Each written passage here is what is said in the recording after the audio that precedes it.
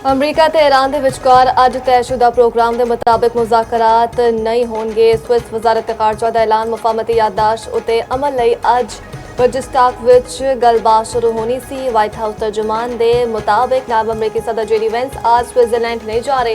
Iran मुज़ाकरात दा मनसूबा अजे तक हतमी नहीं। तकनीकी मुज़ाकरात छेती शुरू करन दे मुंतज़िर।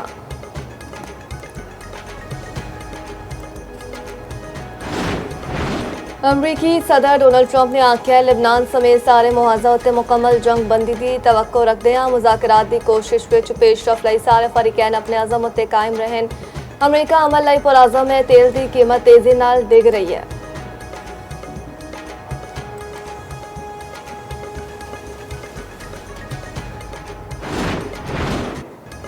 अमरीका नाल डील बारे मेरी मुख्तलिफ राय सी।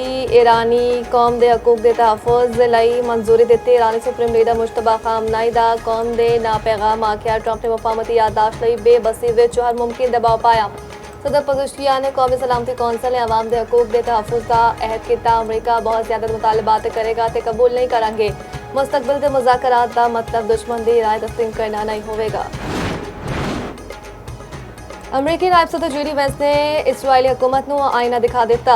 अमरीका ईरान मुआहदे उत्ते तनकीद करने वालों खरी खरी सुना दी। आखिया नेतन्याहू की काबीना के बाज़ अरकान ने डील उत्ते तनकीद की। बाज़ नेते सदर ट्रंप उत्ते ज़ाती हमले शुरू कर दिते। जेडी वेंस ने आखिया इसराइल ज़्यादातर हथियार वाशिंगटन तो ही लेंदा है।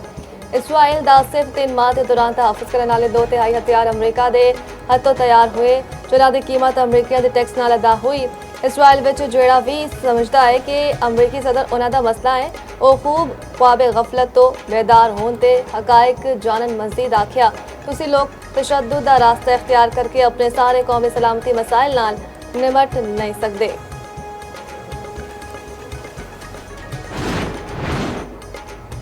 ईरानी सदर मसूद पज़िश्कियान ने इस्लामाबाद मुफाहमती याददाश्त नू तारीखी दस्तावेज करार दे दिता। अक्स सोशल मीडिया उत्ते शेयर कर दिता। ट्रंप पज़िश्कियान ते वज़ीर आज़म शहबाज शरीफ के दस्तखत मौजूद। मसूद पज़िश्कियान ने आख्या पायदार अमन सिर्फ बाहमी एहतराम दे साए विच ही मुमकिन है। वज़ीर आज़म शहबाज शरीफ ते ईरानी सदर विच 30 मिनट तक टेलीफोनिक गलबात भी हुई। अमन मुआहदे उत्ते दस्तखत के बाद दोवां विच पहला बाज़ाब्ता राबता हुआ।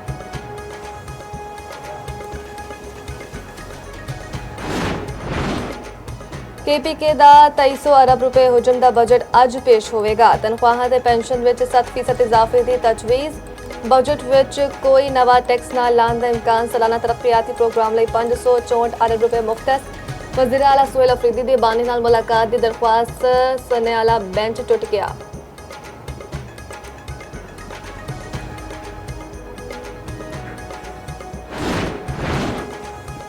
वज़ीर आला पंजाब मरीम नवाज की ज़ेर सदारत खसूसी इजलास। पब्लिक प्राइवेट पार्टनरशिप से मुतालिक अमूर का जायजा। Maryam Nawaz public private partnership authority फाल होने उत्ते इज़हार मुसरत। इजलास में मुजवज़ा तरक्याती मनसूबों में पब्लिक प्राइवेट पार्टनरशिप के इम्कानात का जायजा। मरीम नवाज ने आख्या पंजाब विच तरक्की का सफर हर सूरत जारी रहेगा।